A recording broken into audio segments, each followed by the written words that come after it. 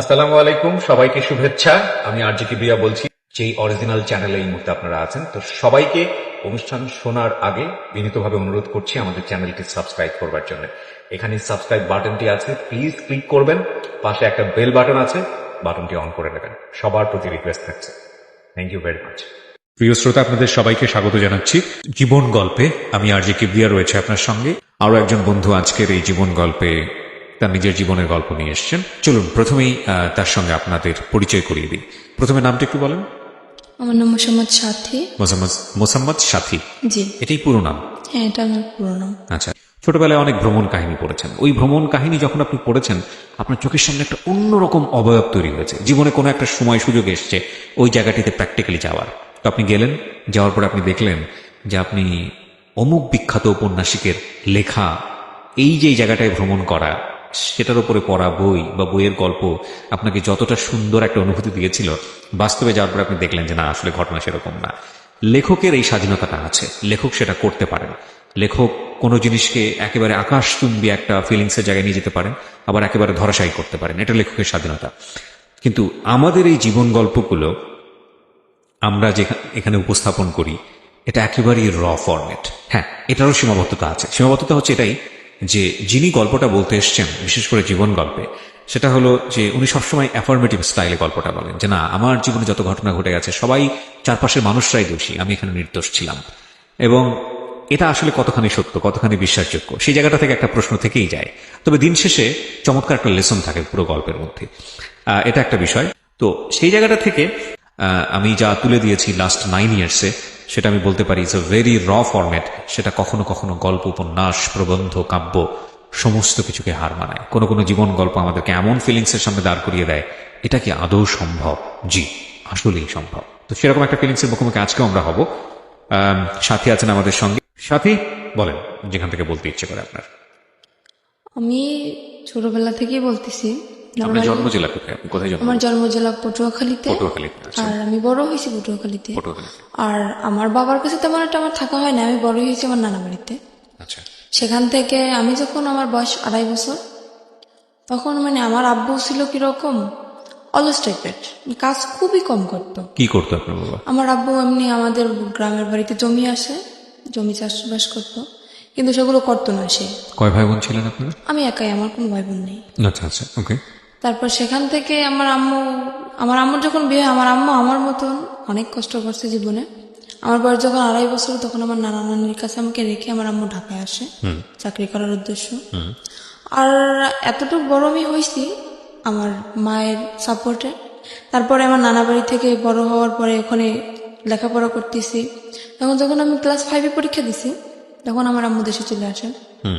আসার পরে আর আমার আব্বু তো কোনো কাজ করতো না, আমার আম্মুই চাকরি বাকরি করতো, আমার লেখাপড়ার খরচ চালাইতো, সংসারের খরচ চালাইতো।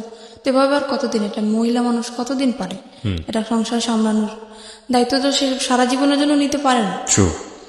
তো সেখান থেকে আমার আম্মুর একটা অসুখ হইলো, সেটা হচ্ছে আপনার লিভারের টিউমার হলো।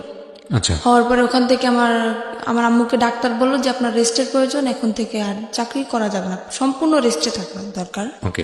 তখন আমার আম্মু চাকরিটা ক্লোজ করে দিয়ে দেশের বাড়ি চলে গেল। যাওয়ার পরে সেখানে আমার আম্মুর প্রচুর মারতো, আর কাজ তো করতো না, আর আম্মুরে খুব মারতো। এগুলো আপনার নিজের চোখে দেখা হ্যাঁ, ছোটবেলা? আমার নিজ চোখে দেখা। তখন কি আপনি স্কুলে পড়তেন নাকি? তখন আমি স্কুলে পড়তাম। কোন ক্লাসে? তখন আমি আমার আম্মু যখন বাড়ি যায় তখন আমি ক্লাস 5-এ পড়ি। ক্লাস 5-এ পড়েন? হ্যাঁ, তখন একদিন হয়েছে কি, তখন আমি যখন ক্লাস 5-এ পড়ি, একদিন রাত্রে আমি পড়তে বসছি। বসার পরে আমার আব্বুর সাথে আম্মুর সাথে কি নিয়ে একটা যেন ঝগড়া হয়, সেটা আমি জানি না, আমি তো পড়তেছিলাম। তো হঠাৎ করে আম্মুকে একটা চর মারে আমার আব্বু, কানের উপরে চর মারার পরে আমার আম্মুর কান দিয়ে রক্ত বের হয়ে যায়। তখন বৃষ্টি পড়তেছিল, তো আমার আম্মুর কান্না দেখে আমি খুব কান্নাকাটি করতেছিলাম। তখন আমার পাশের বাড়ি থেকে এক আন্টি এসে বলে আমার আব্বুকে যে তুমি কাজ কোনো কিছু করো না, তারপরেও আবার বউ বাচ্চাদের ঘরে বসে মারো, তোমাকে এখন পুলিশে দিয়ে দেবো। একথা বলার পরে আমার আব্বু ভয় পায় যায়। ওখান থেকে আমার আব্বু চলে যায়, আমার দাদা বাড়িতে চলে যায়। যাওয়ার পরে সেখান থেকে প্রায় 2-3 বছর কোনো খোঁজ খবর থাকে না। আম্মু অনেক অসুস্থ ছিল, বারবার কল করছে আমি অসুস্থ আমি অসুস্থ, তাও আমার আব্বু আসে না। তারপরে 3 বছর কাটে যায়, কাটার পরে আমার আম্মু তাকে ডিভোর্স দিয়ে দেয়।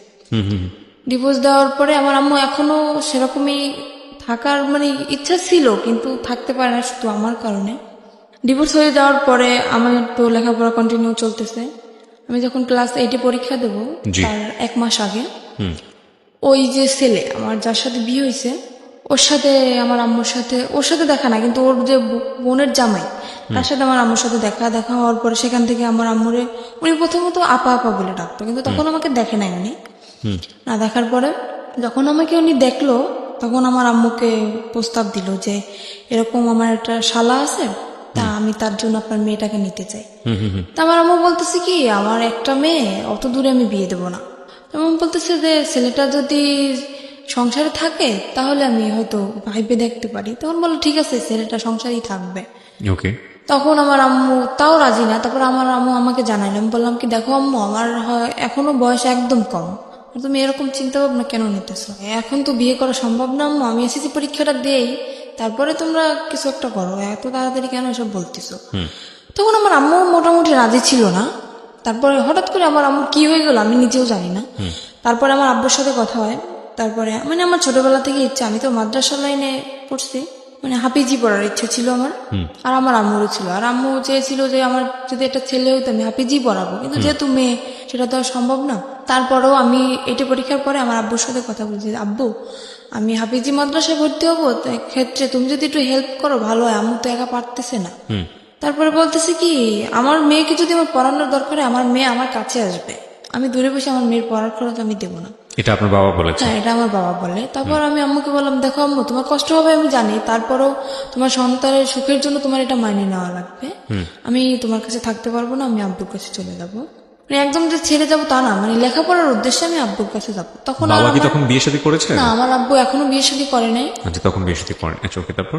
তারপর সেখান থেকে আমি আমার আব্বুর কাছে চলে যাই। যাওয়ার পরে আমার দাদি আর আমার ফুপু, তখন আমি আমার দাদির কাছে যাওয়ার পরে আমার দাদি আমাকে স্কুলে ভর্তি করে দেয়। সেখানে আমি এটি পরীক্ষার পরের কথা বলতেছি আমি। তো আমার রেজাল্ট বের হয়েছে, তারপরে উনি একদিন হঠাৎ করে আমার আম্মুর নাম্বার কল করছে, যে আমার ননদের জামাই উনি কল করছে। তারপরে শুনছে যে আমার রেজাল্ট বের হয়েছে, উনি আমার রেজাল্ট শুনলো, শোনার পরে খুব খুশি হয়েছে। তারপর আমরা আম্মুকে জিজ্ঞেস করতেছে আপনার মেয়ে কি কোরআন শরীফ পড়তে পারে? তো বলতে হ্যাঁ পারে। তখন তো সে আরো খুশি, মানে সে খারাপ কোনো উদ্দেশ্য এটা চায় নাই, সে চাইছে যে ছেলেটা যেহেতু খারাপ এমন একটা মেয়ের জীবনে আসুক যাতে ও ভালো হয়ে যায়, সেরকম একটা ধার্মিক মেয়ে চেয়েছিল। তখন আপনি বাবার কাছে? হ্যাঁ তখন আমি বাবার কাছে। কথা হচ্ছে আপনার মায়ের সঙ্গে? হ্যাঁ কথা হচ্ছে আমার মায়ের সঙ্গে। তখন আমার আম্মু একদিন হঠাৎ করে আমাকে বললো কি ও আরেকটা কথা, এখানে আমার যে নানার যে ভাই, ছোট ভাই, উনি মারা যায় তখন। আচ্ছা। শুক্রবার দিন উনি মারা যায়। আর তখন আমার স্কুলও বন্ধ, আমি মাদ্রাসা থেকে স্কুলের লাইনে ভর্তি হই, যেহেতু মাদ্রাসায় পড়া হবে না স্কুলে ভর্তি হই। সেদিন আমার স্কুল অফ। তো আমার আম্মুকে কল দিয়ে বলতেছি কি এরকম এরকম যে তোমার নানা তো মারা গেছে, তাই তোমার আসা লাগবে।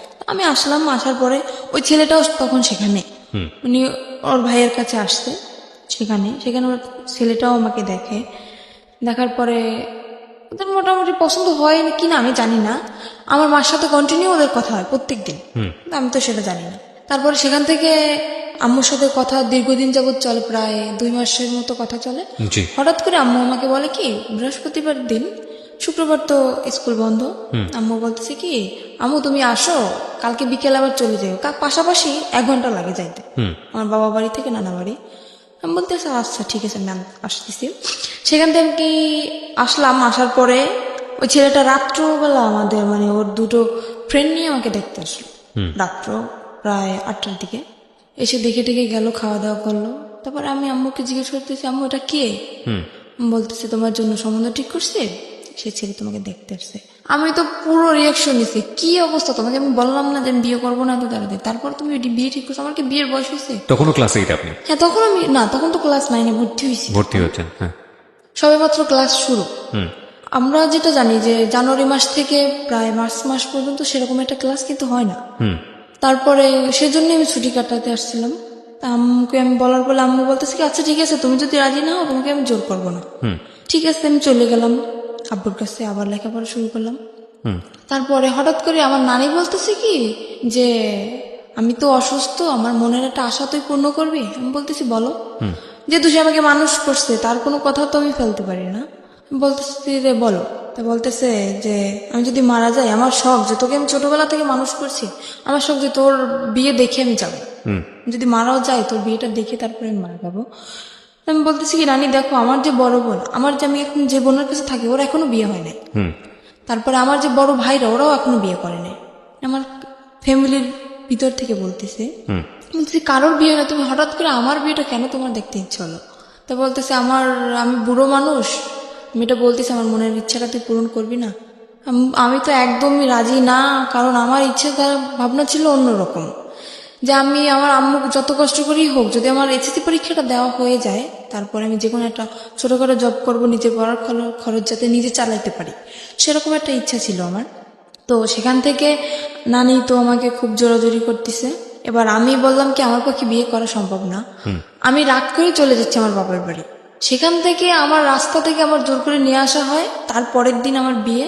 আমি জানি না সেখান থেকে এখানে আপনার বাবার কোনো ভূমিকা ছিল না? না, এখানে আমার বাবার কোনো ভূমিকা ছিল না, আর আমার বাবাকে জানানোও হয়নি। জোর করে নিয়ে আসার পরে তারপরের দিনে ছেলেটা, আমার ফোনে ছেলেটার সাথে কথা হয়, আমি ছেলেটাকে অনেকভাবে বুঝলাম। আমি বললাম দেখেন আমি একটা খারাপ মেয়ে, আমার একটা ছেলের সাথে মানে যাতে ও রাজি না হয়, সম্পর্কটা যাতে ভেঙে যায়। যাতে ভেঙে যায়, ছেলেটার সাথে আমি সরাসরি ফোনে কথা বলি। তো তারপরেও বলতেছে তুমি যাই হও না কেন আমি তোমাকে মেনে নেবো। আমি বলতেছি আমার একটা ছেলের সাথে সম্পর্ক আছে। তো বলতেছে ছেলের সাথে সম্পর্ক আছে, দেখো আজকালকার ছেলেরাও আশা দেয় ঠিকই কিন্তু বিয়ে করে না, তুমি আমারকে নিয়ে তুমি অসুখী হবো না, তুমি এই চান্সটা মিস করো না। তারপরে জোর করে হোক যাই করে হোক, মারামারি হোক, আমাকে মারছে পর্যন্ত, আমার খালু আমাকে মারছে, আমার আম্মু আমাকে মারছে বিয়েটার জন্য, জোর করেই বিয়ে দেওয়া হয়। তারপরে ছেলেটা তার পরের দিন আসে, একা আসে বিয়ে করতে, ফ্যামিলি থেকে কেউই আসে না, কারণ ওর ফ্যামিলি থেকে তো ও জানে যে ও কিরকম, সেজন্য ওর ফ্যামিলি থেকে কেউই আসে না, ও একাই বিয়ে করতে আসে। আমি আম্মুকে তখন বললাম আমি জানি না হঠাৎ করে আমার আম্মু কি হয়ে গেল, যে আম্মু মানে আমার ইচ্ছার বিরুদ্ধে কখনোই কথা বলে না, সেই আম্মু আজকে আমার মারলো ওই ছেলেটার জন্য। তারপরে আমি বিয়েটা হওয়ার পরে বিয়ের 15 দিন হয়ে যায়, আমি তো মোটে মানে ওর কাছেই যাচ্ছি না, ওকে চোখে দেখতে পারতেছি না, ওর সাথে কথায় কথায় আমি ঝগড়া বাঁধাই দিচ্ছি। আমি তো রাজি না, যেহেতু আমার ওকে পছন্দ না, এমনি দেখতে সুন্দর ছিল ও। তারপরে সেখান থেকে বিয়ে হওয়ার পরে প্রায় মাসখানিক হয়ে যায়, তারপরে চিন্তা ভাবনা করলাম যাক যা হওয়ার হয়ে গেছে। আর ও আমাকে বলছিল তুমি যেহেতু লেখাপড়া করতে চাও, তোমাকে আমি বিয়ে পরে লেখাপড়া তো করো। একজন ছেলের সঙ্গে বিয়েটা হলো কিভাবে বাসায়? একজন ছেলের সাথে দিয়ে দিল আমার ফ্যামিলি। মানে কাজী এসেছিল? হ্যাঁ, কাজী ওখানে আমাদের এসে কোর্টে বিয়ে হয় নাই, বিয়েটা হয়েছিল আপনার মসজিদে বসে। আচ্ছা, কোর্টে বিয়ে হয় না, আমার যেহেতু গ্রাম অঞ্চল। হ্যাঁ। মসজিদে কে কে ছিল আপনার বিয়ের সময়? আমার বিয়ের সময় আমার নানা ছিল, তারপরে আমার একটা খালু ছিল, আর কে কি ছিল আমি জানি না, এই দুজন ছিল সেটা আমি জানি। তার মানে আপনার কাবিন টাবিন কিচ্ছু করা হয়নি? না, কাবিন হয়েছে আমার। ও ছেলের পক্ষে সাক্ষী কে ছিল? ছেলের পক্ষে সাক্ষী কেউ ছিল না, এমনি হয়তো মানে আমার নানার দিক থেকে হয়তো কেউ ছিল। প্রথম কথা হচ্ছে আপনার বয়সই তো হয়নি তখন। আমার তো বয়সই হয়নি, 14 তখন তো বছর কোর্টে বয়স। যাওয়া সম্ভব না। রাইট, 14-15 বছর বয়স আপনার। তখন তো কোর্টে যাওয়া সম্ভব না, কিন্তু আমার ওখান থেকে ওই ছেলেটা একটা চালাকি করছিল কি, কাবিন আপনার বয়স বাড়িয়ে দিয়েছিল? হ্যাঁ, আমার বয়স বাড়িয়ে দিয়েছিল কি, আমার একটা ফলস একটা জন্ম নিবন্ধনের কার্ড তৈরি করে, সেটা আমার আম্মুর সাথে একসাথেই মিশে আমাদের পোস্ট অফিস থেকেই করা হয়। সেখানে মানে আমি যখন পড়ালেখা করতেছি তখন হয়তো এক ফাঁকে এসে আমার আম্মুর সাথে করে গেছে, সেটা আমি জানি না। তো সেটা এখন আমার কাছে আছে, সেটা এখন আমার বর্তমান বয়স 21 বছর দাও। আচ্ছা, ওকে। তারপর সেখান থেকে তো বয়স বাড়ানো হয়, কাবিনও করা হয়। কাবিন করার পর তারপরে 1 মাস পরে চিন্তা করলাম যাক যা হওয়ার হয়ে গেছে, খামাখা ও ছেলেটা তো আর কোনো অপরাধ করে না, যেহেতু বিয়ে হয়ে গেছে আমি মেনে নিলাম। নেওয়ার পরে আমি বিয়ের 1 মাস পরে ওকে বললাম কি দেখো আমার ইচ্ছা না যে আমি বাবার বাড়ি থাকবো, তোমার যদি মনে করো শুধু থাকার মতো একটা ঘর থাকে আমার তাতেই চলবে, কিন্তু আমি বাবার বাড়ি থাকতে চাই না, তুমি আমাকে তোমার নিজের বাড়ি নিয়ে চলো। ও তো নিজের বাড়ি আমাকে নেবে না, একদমই না, কারণ আমি যদি সম্পূর্ণ সত্যিটা জেনে যাই তখন ওর সমস্যা না, আমাকে নেবে না। তখন আমি আমার শাশুড়ির সাথে কথা বললাম যে আম্মা দেখেন এরকম এরকম আমার তো এখানে থাকতে ভালো লাগে না, আর লোকজন কি মনে করবে, আমার বিয়ে হয়ে গেছে তারপর আমি বাবার বাড়ি থাকতেছি। তো বলতেছে আচ্ছা ঠিক আছে তুমি আসো। সেখান থেকে আমার আম্মু কি করলো, ওর কাছে টাকা নেই, তো কাজ করে না, বিয়ের 1 মাস হয়ে গেছে, 1 মাস যাবত আমাদের বাড়িতে কাজ কাম তো কিছু করে না। আমার আম্মু করতেও বলে না, যেহেতু নতুন জামাই তাকে তো আর কাজ করতে বলা যায় না। আমার আম্মু কি করলো, আমার নানার কাছ থেকে 20,000 টাকা নিয়ে আসলো, আসার পরে আমাকে দিল, দেওয়ার পরে বললো আচ্ছা ঠিক আছে তোরা এটা নিয়ে যা, যেহেতু কিছু দিতে পারি নাই। বিয়ের 1 মাস পরে চলে গেলাম শ্বশুর বাড়ি, যাওয়ার পরে কিছু বাড়ি আমি যাওয়ার পর এমনি তখনই আমার মনে একটু সন্দেহ হয়েছে, আমাকে একদমই বাইরে বেরোতে দিত না, শ্বশুর বাড়িতে গিয়ে আপনি কি পেলেন, মানে শ্বশুর শাশুড়ি কাউকে পেলেন? না, আমার শ্বশুর নেই, আমার শ্বশুর মারা গেছে আজকে 26 বছর। আচ্ছা, তো শাশুড়িকে পেলেন তো নিশ্চয়ই। হ্যাঁ, শাশুড়ি আছে আর আমার একটা ননদ আছে। তারপর? ননদটা বিয়ে দেওয়া, তো আমার শাশুড়ি একাই থাকে বাড়িতে। হুম। সেখানে যাওয়ার পরে আমাকে একদম বাইরে বেরোতে দিচ্ছে না, আর আমি যে গোসল করব সে গোসলের পানিটা পর্যন্ত আমার ঘরে আইনে দিচ্ছে আমার শাশুড়ি। আমি তো মহা খুশি যে এরকম একটা শাশুড়ি পাইছি আমি, যে আমার গোসলের পানিটা পর্যন্ত আমার ঘরে এনে দিতেছে, আমার বাইরে যেতে দেয় না। দেখ, আমি ভাবছি হয়তো আমি পাশে তো নামাজ পড়ে হয়তো সেই কারণে আমার শাশুড়ি চায় না যে পরপুরুষ আমাকে দেখো, এর জন্য পানিটা এনে দেয়, কিন্তু তাদের মনের ভিতর তো অন্য কিছু। তারপরে সেখান থেকে 3 মাস পার হয়ে যায়। পার হওয়ার যাওয়ার পর আমার একটা চাচা শ্বশুর ছিল, সে সবার ছোট ছিল। সে আমাকে খুব আদর করতো। মানে নিজের বাবার কাছ থেকে আমি যতটুকু আদর না পাইছি, তার কাছ থেকে ততটুকু আদর মনে হয় আমি পাইছি। জি। কিন্তু বিয়ের 6 মাস পরে উনি মারা যায়। আমার সেই চাচা শ্বশুর মারা যাওয়ার পরে সেখান থেকেই আমার সংসারে আগুন লেগে গেল। কারণ আমার ওই চাচারা খুব ভয় পাইতো আমার হাজব্যান্ড, যার কারণে মানে কোনো কিছু করতে গেলে ভাবতো, অন্তত 50 বার ভাবতো। তো উনি মারা যাওয়ার পরে, উনি যেদিন মারা গেছে সেদিন রাত্রেও, আমি তো জানি না, আমাকে বলছে কি, দেখো আমার বাড়ির যত দায়িত্ব আমার চাচার উপরে ছিল, যেহেতু সে মারা গেছে এখন কিন্তু সব দায়িত্বটা আমার। তো আমার যদি রাত্রে ফিরতে দেরি হয় তুমি কখনো আমাকে জিজ্ঞেস করবে না যে তুমি কোথায় গেছিলা। এটা মানে আপনার হাজবেন্ড আপনাকে বলেছিল? আমাকে বলবে। আর আমি এতটুকু বিশ্বাস ওকে আমি করতাম, আমি যদি চোখের সামনে দেখতাম যে ওটা কিছু করতেছে, তারপরেও যদি বলতো যে না আমি এটা করিনি, তাও আমি বিশ্বাস করে নিতাম। আমি এতটা বিশ্বাস ওকে আমি করতাম। সেখান থেকে ও যেদিন ওর চাচা মারা যায়, ওদিন ও সারা রাত্র বাড়ি ফিরল না। ও তখন জোর আসলে, আমি তো জানি না। সকালবেলা বাড়ি ফিরলো, আমি জিজ্ঞেস, ও যেহেতু আমাকে বলছে সন্ধ্যার দিকে যে তুমি আমাকে জিজ্ঞেস করবে না, আমি জিজ্ঞেসও করিনি। আর আমিও খুব কান্নাকাটি করতেছি যে আমাকে এত ভালোবাসতো, সে হঠাৎ করে মারা গেল। তা আমি আর ওকে জিজ্ঞেস করিনি। পরপর 3-4 দিন এরকম ও বাড়ি আসতেছে না। তারপর আমি ওকে জিজ্ঞেস করলাম কি এমন কাজ তোমার সারা রাত্র? আমার চাচা শ্বশুর তো এরকম সারা রাত্র বাড়ির পাহারা দিত না, তুমি তো রাত্র পর্যন্ত কি করো? আমাকে বললো মেয়ে মানুষের মতো থাকো, তোমার এত শক্তি দরকার আছে? বললাম আচ্ছা ঠিক আছে। সে কাজ করতেছে না কিছু না, সারা রাত্র ওরকম জো খেলে দিনের বেলা এসে ঘুমাইতেছে। এভাবে কি সংসার চলে? আমি বললাম কি দেখো, এখন হয়তো আমি একা আছি, ভবিষ্যতে আমাদের একটা বেবি আসবে, তখন তার তো ভবিষ্যৎ আছে। তোমার জীবন নিয়ে তুমি না ভাবতে পারো, কিন্তু আমার তো লাইফে অনেক কিছু করার বাকি। তুমি আগে বলছো যে লেখাপড়া করাবে, সেটাও করালে না। তারপরে এখন যতক্ষণ আমাদের একটা বাচ্চা কাচ্চা হবে, তাকেও কি আমি এরকম মূর্খ বানাবো? তাকে কি লেখাপড়া করা লাগবে না? তাকে মানুষ করা লাগবে না? বলতেছে অবশ্যই। সে সেদিন কি করলো, 4টা টাচফোন নিয়ে আসছে। আর ও যদি খেলাধুলো করতো, মানে খুব এক্সপার্ট ছিল খেলাধুলায়, 4টা টাচফোন নিতে আমি জিজ্ঞেস করলাম কি ব্যাপার, তুমি 4টা টাচফোন কোথায় পেয়েছো? তো বলতেছে যে আমার একটা বন্ধু টাকা নেই, আমার কাছে বন্ধক রাখছে। তোমার নিজের কাছে টাকা নেই, তুমি আর একজনের তো বন্ধক রাখছো, আমি বুঝতে পারতেছি না। ও হঠাৎ করে অনেক বাজার নিয়ে আসলো বাসায়। আমি তো অবাক হয়ে গেছি, কি ব্যাপার, কোথায় পেলো এত টাকা? সেখান থেকে আমার মনে একটু সন্দেহ আসলো। তারপরে ওর একটা বন্ধু আছে, ওর কাছে ও ঘুমাই গেছে, ওর ফোন দিয়ে আমি ওর কাছে কল করলাম যে আচ্ছা ও এত রাত্র পর্যন্ত কি করে, আপনি তো সবসময় ওর সাথে থাকেন, সত্যি কথা বলেন তো আমাকে। তো বললো কি ভাবি আমি আপনাকে একটা কথা বলি, যে জীবনে স্বামীকে এত বিশ্বাস করবেন না। বলতেছি কেন? তা বলতেছে ও সারা রাত্র কি করে আপনি জানেন? আমি বলতেছি না আমি তো জানি কে না। বলছে আপনাকে এটা? ওটা ওর বন্ধু বলতেছে আমাকে। আচ্ছা, ওর বন্ধুকে আপনি আগে থেকেই চিনতেন? হ্যাঁ, ওর বন্ধু অনেকবার আসছেও আমাদের বাড়িতে। ওকে, সো বন্ধুই আপনাকে কথাগুলো বলছে? হ্যাঁ, বন্ধু আমাকে কথাগুলো বলতেছে যে ভাবি আমি যে কথাগুলো আপনাকে বলতেছি এটা ওকে বলবেন না, তাহলে কিন্তু ও আমার সাথে ঝগড়া লাগাই দেবে। বললাম যে ঠিক আছে আমি বলবো না, আপনি বলেন। তা বলতেছে ও এরকম সারা রাত্র জুয়ো খেলে বেড়ায় আর মারামারি করে এর সাথে ওর সাথে। আমি তো আপনাকে বলি না, কারণ আপনি যেহেতু নতুন নতুন বিয়ে হয়েছে আপনাদের, বললে হয়তো সংসারে সমস্যা হইতে পারে, এর জন্য আমি বলি না। তারপর একদিন রাত্র এরকম সারা রাত্র আমি কি অসুস্থ, আমার প্রচন্ড মাথা ব্যথা আর জ্বর। আমি ওকে বললাম কি আমাকে কিছু ওষুধ এনে দিয়ে যাও, আমার খুব ক্লান্ত লাগতেছে শরীরটা। ও যে গেল আর আসলো না। তো সেখান থেকে সারা রাত্র অসুস্থ। আর ও কি করতো, যখন বাইরে বের হইতো বাইরে থেকে রুম তালা মেরে রেখে যেত। আমি যখন প্রথম দিন জানার পরে আমি যখন ওর সাথে ঝগড়া লাগানোর পরে ও আমাকে আমার যে গায়ের ওড়না ছিল ওটা খুলে আমার হাত বাঁধে, আমার পাও বাঁধে, বাঁধার পরে আমার মুখটাও বাঁধে, বেঁধে বাইরে থেকে ঘরের দরজাটা বন্ধ করে দিয়ে যায়। তো পরপর 2-3 দিন আমার একটা দেবর আছে, ও আমাকে এসে, ছোট অনেক ছোট, আমাকে 2-3 দিন ডাকছে, কিন্তু দরজা তো বন্ধ আর আমার মুখও তো বন্ধ। আমি কিভাবে ডাক দেবো তুমি? আর আমি কাউকে বলিও নাই, কথাটা আমি কাউকে বলিও নাই। বললে তো মানে ওর মার শুরু হয়ে যাবে, এই জন্য আমি বলি নাই। তারপরে 2-3 দিন ওরকম ও ডাকছে। একদিন আপনাকে বেঁধে যেত, আসতো কখন? আসতো সকালে। তো আপনি এই সময়টা কি করতেন? ওরকম অবস্থা আমি ঘুমিয়ে যেতাম। আমি কান্না করতে করতে ওরকম অবস্থায় আমি ঘুম করে যেতাম। আর সকালবেলা এসেও খুলে দিত। সকালবেলা আসে যখন খুলতো তখন আপনি কিছু বলতেন না? কি বলবো, বললে তো মারতো, হয়তো কিছু বলতাম না, আপনার মাকেও বলতেন না? কাউকে না। আর আমার এমনও কোনো দিন গেছে যে দীর্ঘ 1 সপ্তাহ আমি না খেয়ে থাকছি, তাও আমি আম্মুকে কখনো বলিনি। আচ্ছা, আমরা একটু ধারাবাহিকভাবে সামনে দিকে যাই। তারপরে কি হলো?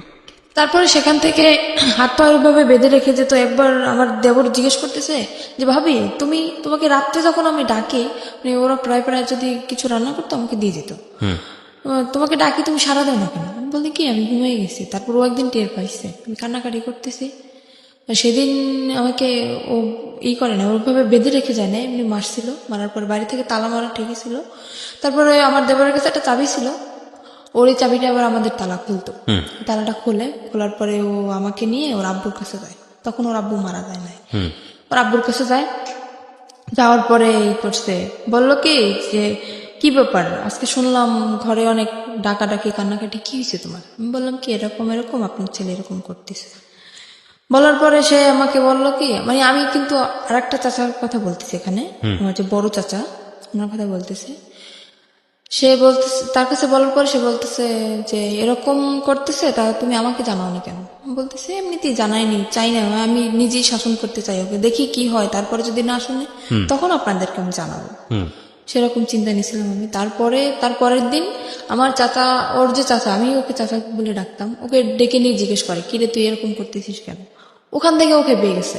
কেন আমি বললাম, আমি তো নিজের ইচ্ছায় বলিনি, সে আমাকে ডেকে নিয়ে গেছে, তারপরে আমি বলছি। না, ওর চাচা তো মারা গিয়েছে, আপনি একটু আগে যেটা বললেন। না, ওর বড় চাচার কথা বলতেছি আমি, ওটা তো ছোট চাচা ছিল। ওকে। সেখানে ওকে কেন আমি বললাম, আমার সেই চাচা শ্বশুরকে কেন আমি বললাম, ও সেখান থেকে তারপর আমার চাচা শ্বশুর বলল যে এখন ওকে ঘরে নিয়ে যাবে, ওর গায়ে যদি নেক্সট টাইম কখনো একটা ফুলের টোকাও পড়ে তাহলে তোকে বাড়ি থেকে বের করে দেবো। আমার চাচা শ্বশুর এটা বললো। সে ডাইরেক্ট তার সামনে বলে আসতেছে ওকে আমি এখন মারবো, যদি কিছু করতে পারেন করেন। আমাকে এই বলে হাত ধরে টেনে রুমের ভিতরে নিয়ে যেয়ে আমাকে আবারও মারে। কেন আমি বললাম। তারপরে সেখান থেকে আমার চাচা শ্বশুর বললো বাড়ি বসে এরকম করবা, পরের মেয়ে যদি কিছু একটা হয়ে যায় তখন আমরা মামলা খাবো, এটা হবে না, বাড়ি থেকে বের হয়ে যাও, দুজনেই বের হয়ে যাও। ঠিক আছে, বের হয়ে চলে আসলাম।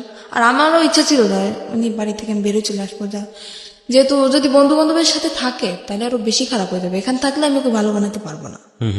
আমি চলে আসি, আমার বাবার বাড়ি চলে আসি। আসার পরে আমার আম্মু সব ওই নিজের মুখেই বলছে সবকিছু যে এরকম এরকম হয়েছে।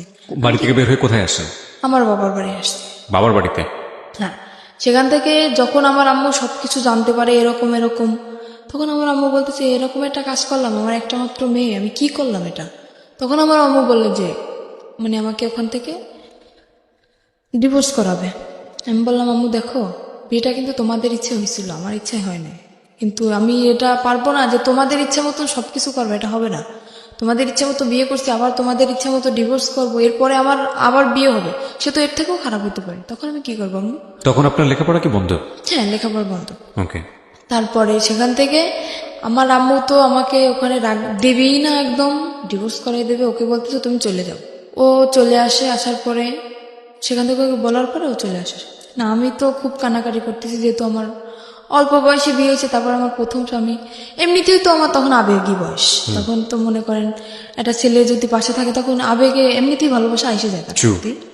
তো আমি মানে খুব লাভ করতাম ওকে আমি। তারপরে আমি খুব কান্নাকাটি করতেছি, খাচ্ছি না, কিছু না। আমার আম্মু বলতে দেখ এরকম যদি করিস তাহলে তো তোর নিজের শরীর তো থাকবে না, তুই তো মারা যাবি, এরকম কেন করতেছিস? আমি বলতেছি আম্মু তুমি যদি সত্যি আমাকে চাও বাঁচাইতে তাহলে আমাকে ওর কাছে দিয়ে আসো। বলতেছে এটা আমি কখনোই পারবো না, আমি একবার তোমার জীবন নষ্ট করছি কিন্তু দ্বিতীয়বার আবার আমি তোমার জীবনটা নষ্ট করতে পারবো না। সেখান থেকে আমি কি করলাম, আমার আম্মুর ইসের জন্য, ডাক্তার দেখানোর জন্য আমার আম্মু কিছু টাকা নিয়ে আসে আমার নানার কাছ থেকে।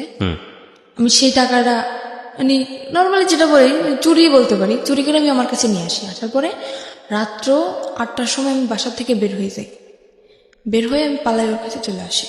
ও কোথায় ছিল তখন? ও তখন ঢাকায় ছিল। ঢাকায় ও কি করছিল? ও ঢাকায় কিছু করতেছিল না, ঢাকার ওটা মামা আছে। মানে ও চাচ্ছিল আপনি পালিয়ে চলে আসেন ওখান থেকে? হ্যাঁ, ও চাচ্ছিল সেটাই। আর ওর সাথে আমার কথা হতো, রেগুলারলি কথা হতো। যখন সবাই ঘুমিয়ে যেত তখন আমি রাত্রেবেলা ওকে ফোন করতাম, আমার সাথে আমার কথা হতো। তো ওর সাথে আপনার বয়সের ডিফারেন্স কত ছিল? ওর সাথে, আমার সাথে যখন ওর বিয়ে হয়েছিল তখন ওর বয়স ছিল 21 বছর। ও তো পিচ্ছি, ও তো কিছু বোঝে না। আর ওর যখন প্রথম ম্যারেজ হয় তখন ওর বয়স ছিল আপনার 17 বছর। মানে ও এর আগেও বিয়ে করেছে? হ্যাঁ, আর আমি বললাম না, এর আগেও বিয়ে করছিল। এগুলো আপনি আরো পরে যে জানতে পেরেছেন? পরে যে না, ওটা আমি বিয়ের ওই যে 6 মাস পরেই আমি জানতে পারছি। ওই যে এটা আপনার ফ্যামিলি জানে যখন আপনাকে আলাদা করে রেখেছে? না, তখনও জানেন আপনার তখন family? আমি বলিনি, আমি বললে তো জানতো। ও আচ্ছা, বলেন না, আপনি লুকিয়ে গেছেন। আমি লুকিয়ে গেছি। ও কখনোই, ওর মনের ভিতরে কখনোই আমার জন্য ভালোবাসা ছিল না, শুধু সেটা তো আমি অভিনয় ছিল। সেটা তো ওর আচরণ থেকে বুঝতে পারছি। আমরা ভবিষ্যতে কি হয়েছে সেটা ধারাবাহিকভাবে সামনে তখন দেখেছি। ও আমার সাথে এরকম চলছে যে আমি বুঝছি যে এরকম একটা ছেলে আমার লাইফে আমি পাবো না, যে এতটা ভালোবাসে আমাকে। আচ্ছা, আমি শুধুমাত্র ওর এইসব যে অপকর্ম, এইসব দিকটা আমি কখনোই ভাবি নাই। আমি ভাবছি শুধু ওর ভালোবাসাটা, আর কিছু না। আমি ঢাকায় চলে আসলাম, আসার পরে ওর একটা মামা আছে ওখানে, উনি একটা চাকরি ঠিক করে আমার জন্য আর ওর জন্য। কিন্তু আমার বয়স অল্প, সেখানে আমাকে চাকরিতে অ্যাকসেপ্ট করে না। ও একটা চাকরি করার পরে আমিও কিছুদিন পরে একটা চাকরি নিই। তারপর ও 1 মাস চাকরি করার পরে ও চাকরি করা বন্ধ করে দিল বাসায়। তারপর আমি তো চাকরি নিলাম। ও যে 1 মাসের বেতনটা পাইছে, পাওয়ার পরে সে টাকাটা নিয়ে ও বাড়ি চলে গেছে, আমাকে ওখানে একা রেখে। কোথায় ছিলেন আপনি তখন ঢাকাতে? আমি তখন ঢাকা নারায়ণগঞ্জে ছিলাম। নারায়ণগঞ্জে ছিলেন? নারায়ণগঞ্জে আপনাকে নিয়ে বাসা ভাড়া নিয়েছিল সে? হ্যাঁ, বাসা ভাড়া নিয়েছিল। আর আমি যেহেতু জীবন গল্প বলতেছি, সবকিছুই বলি, তখন আমি একটা গার্মেন্টসে চাকরি করি।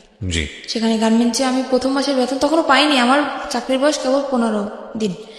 সেখান থেকে ও তো 1 মাস হয়ে গেছে চাকরির বয়স, আর বাসা ভাড়াও তো দেওয়া হয় নাই। আর টুকিটাকি কিছু ধারও হয়েছে, প্রায় 10,000 টাকার মধ্যে ধার। ও বেতনটা পায়ে বাড়ি চলে গেছে না বলে, ফোনটাও অফ, আর আমার ফোনটাও নিয়ে গেছে। এবার আমি কি করব, সেখানে বেতন পাই নাই, ও বেতন পেয়ে চলে গেছে, বাসা ভাড়া 1 মাসের, টুকিটাকি দেনা। ইচ্ছা ছিল দুইজনই বেতন পাবো, বেতন পেয়ে সব দেনা ধারগুলো শোধ করে দেবো। এখন আমার তো, আমি কি করব ভাবতে পারতেছি না। তখন আমি আম্মুর কাছে কল করলাম যে আম্মু, তোমার জামাই অনেক অসুস্থ, টাকা নেই, তুমি কিছু টাকা পাঠাও। আম্মুর কাছ থেকে 10,000 টাকা নিলাম। আর না মানে আম্মু নিজেই আসলো ঢাকায়, আসে দেখতেছে যে নেই। তখন আম্মু বললো কি যে তুই এত মিথ্যা কথা কেন বলতেছিস আমার সাথে? আমি কোনোদিন মিথ্যা কথা বলি নাই। সেই মানুষ, আমি ওর জন্য অনেক মিথ্যা বলছি আমার ফ্যামিলিতে, অনেক। আম্মু এসে দেখার পরে বলতেছে কি, তুই এরকম একটা মিথ্যা কথা আমার সাথে বলতে পারলি, যে ও করলো এটা, তুই বললি আরেকটা। তখন আমার আম্মু ওখান থেকে সবার ধার শোধ করে আমাকে ওখান থেকে নিয়ে আসে। নিয়ে আসার পরে বাড়ি আমাকে আটকায় দেয়, একদম ফুল আটকায় দেয়। আমার পাশে মনে করেন বডিগার্ড হিসেবে প্রত্যেক সময় 3-4 জন লোক আসে, কেউ না কেউ আসে আমার পাশে, আমাকে বডিগার্ড হিসেবে পাহারা দিচ্ছে তারা। তখন আমি কিভাবে যাব? আমার তো কি কষ্ট হচ্ছে সেটা তো আমি বুঝতেছি, যে আমার বুকের ভিতরটা কিরকম ফিল হচ্ছে। তো সেখান থেকে আমাকে আটকানো তো হইলই, প্লাস আমাকে জোর করে ডিভোর্স করানো হবে। কাজী আমার বাসায় চলে আসছে। ওকে। আমি বললাম কি, আপনি কি মামলা খাইতে চান? আমি কাজীকে বললাম, আপনি কি মামলা খাইতে চান? বলতেছে কেন? বলছে আমি ডিভোর্স করবো না, আপনি জোর করে ডিভোর্স করেছেন, আমি কিন্তু আপনার নামে মামলা করে দেবো। তো কাজী ভয় পেয়ে গেছে, কাজী বলতেছে আমি ডিভোর্স করাতে পারবো না। কাজী চলে গেল। যাওয়ার পর সেখান থেকে আমি আবারও পালায় চলে গেলাম। আমি পালালাম কখন? তখন ফজরের আজান দিছে। ফজরের আজানের সময় আমি বাসা থেকে বের হয়ে গেছি। আমি নামাজ পড়ার দিয়ে আমি উজু করতে বেরিয়েছি, সেখান থেকে আমি বের হয়ে গেছি। বের হয়ে আমার শহরে যেতে আপনার প্রায় 1 ঘন্টা সময় লাগে, গ্রামের দিকে তো বাড়ি। সেখান থেকে আমি গাড়ি থেকে নেমে ওকে কল করলাম যে আমার কাছে টাকা নেই, তুমি টাকা পাঠাও, আমি আসবো। তো বলতেছে আমার পক্ষে টাকা পাঠানো সম্ভব না। আমি কি করলাম, আমার বিয়ের সময় যে নাকফুল দেওয়া হয়েছিল আমাকে, নাকের ফুল, ওটা আমি বিক্রি করে দিলাম শহরে গিয়ে। বিক্রি করে সেখান থেকে আমার 700 টাকা আসলো। আমি সেই টাকাটা দিয়ে ওর বাড়ি চলে গেলাম। যাওয়ার পরে সে তো আমাকে মাইনে নিচ্ছে না। কেন তুমি আমার মাইনে নেবে না? বিয়ের 1 বছর পরের কথা বলতেছি আমি। সে আমাকে মানবে না। তুই কি অন্যায় করছি আমি, তুমি কেন আমাকে মানবা না? আমি কি অন্য কারোর সাথে রিলেশন করছি বা কারোর সাথে ভেগে গেছি, তারপরে 6 মাস পরে তোমার সাথে আছি, কেন তুমি আমাকে এরকম করতেছো আমার সাথে? সে বলতেছে ঠিক আছে, একটা শর্তে আমি তোমাকে রাখতে পারি, আমি কোনো কাজ করতে পারবো না, তুমি আমাকে চাকরি করে খাওয়াবো। ঠিক আছে। তো সেখান থেকে আমি যশোরে চলে গেলাম, সেখানে আমার একটা ফুপু শাশুড়ি আছে। যশোরে কি ওকে সাথে নিয়ে গেলেন? হ্যাঁ, ও আমাকে নিয়ে গেছে আমার ফুপু শাশুড়ির কাছে। ওকে। আর ওনার মেয়ের নিজস্ব পার্লারের আছে, বিজনেস আছে। সেখানে আমাকে 3 মাস ট্রেনিং করায়।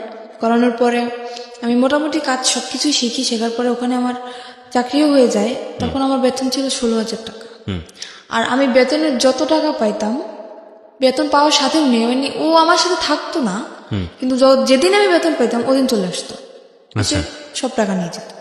হাত খরচের টাকা রেখে সব টাকা নিয়ে যেত। ওকে, নিয়ে ও বলতো কি যে আমাদের বাড়ি তো এমনি ও বলতেছে যে আমার দোতলা বিল্ডিং করার ইচ্ছা, তো এই টাকাটা নিয়ে আমি ব্যাংকে রাখতেছি। আসলে কোনো কিছুই করতো না, ও টাকাগুলো শুধু ফাও নষ্ট করতো। আর মেয়েদের সাথে মনে করেন আসার পরে ও ফোন অফ করে রাখ, ফোনের উপরে ফোন, ফোনের উপরে ফোন, আসতেই থাকতো মেয়েদের ফোন। তারপরে সেখান থেকে টাকা নিয়ে গেল, 2-3 মাস এরকম চাকরি করার পরে এরকম টাকা নিয়েই যাচ্ছে। আমি বলতেছি কি আমি বাড়ি যাব, তুমি কোথায় টাকা রাখতেছো আমি এটা দেখবো। সে আমাকে বাড়ি নেবে না।